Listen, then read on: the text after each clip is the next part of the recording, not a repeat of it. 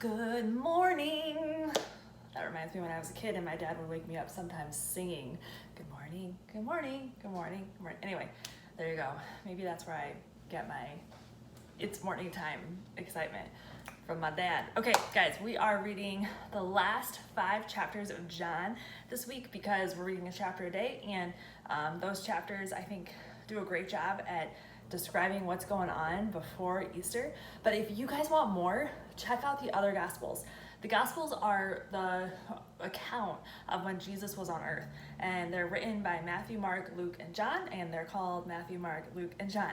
And you can just check out the end of each of those books in the Bible, and you'll get more info, more perspective, because they're all different accounts of what happened because they're from different people. So like, you know, when you get trouble and your mom asks you what happened, you and your sibling, and you both have like 2 sides to the story. Well, it's kind of like what the Gospels are. They're just different sides. Not necessarily like they got in trouble, but they're trying to tell people, hey, this is what Jesus did. And it's awesome. This morning and yesterday when I was reading these chapters from John, I was reminded that it's important to know that when John wrote this letter, he wrote it all in one. So it wasn't like, here's chapter 1, here's chapter 2, here's how each paragraph is broken up. Like any of those headings, like anything that's italicized in my Bible, I don't know if you can see that. That's like what commentaries put in after to help you. But it's super helpful to know that that letter was written all together. So when you check out John 17, read the verse right before that. Sometimes it's helpful to like just look at what was going on right before the next chapter. The verse right before that is John 16:33, and it's Jesus saying, I have told you these things so that you may have peace. In this world you will have trouble, but take heart. I have overcome the world. And that's the verse that I love because it's like, why are we surprised when bad things happen? Honey, we know there's gonna be trouble, but we are on the winning team. Anyway, it gets me really excited. So when you check out John 17, you're reading what Jesus hopes Christians act like. And so when you're ever like, I don't know how the church should act, I don't know how I should love people, I don't know how I should love God, read John 17.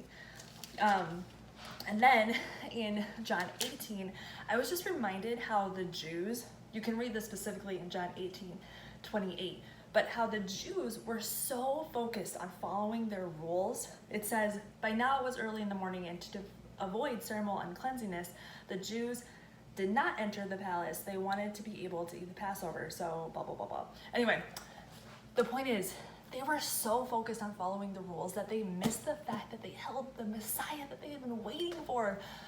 Oh my goodness, you guys, sometimes I like following, a lot of times, I like following rules because I want to know I'm doing the right thing. But this reminds me, Lord, please don't let me put rules above you, right?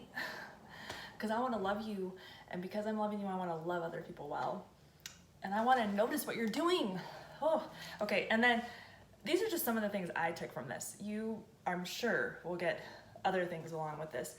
But a fun note, this really isn't fun, but one of the people that was like with Jesus when he was on the cross was his mom and his mom's sister, which means Jesus' aunt, and I'm an aunt, and I love being an aunt, and I just thought that was cool. That's like, she was there. She was like supporting her nephew all the way.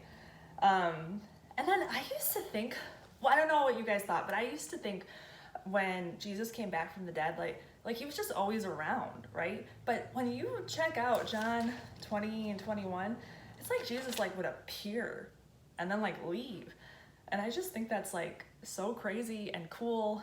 And also when you read John 20, you're like, man, Peter and John always referred to himself, if I'm remembering correctly, he always referred to him as like the disciple Jesus loved, or he never says John. He always like refers to himself as third person.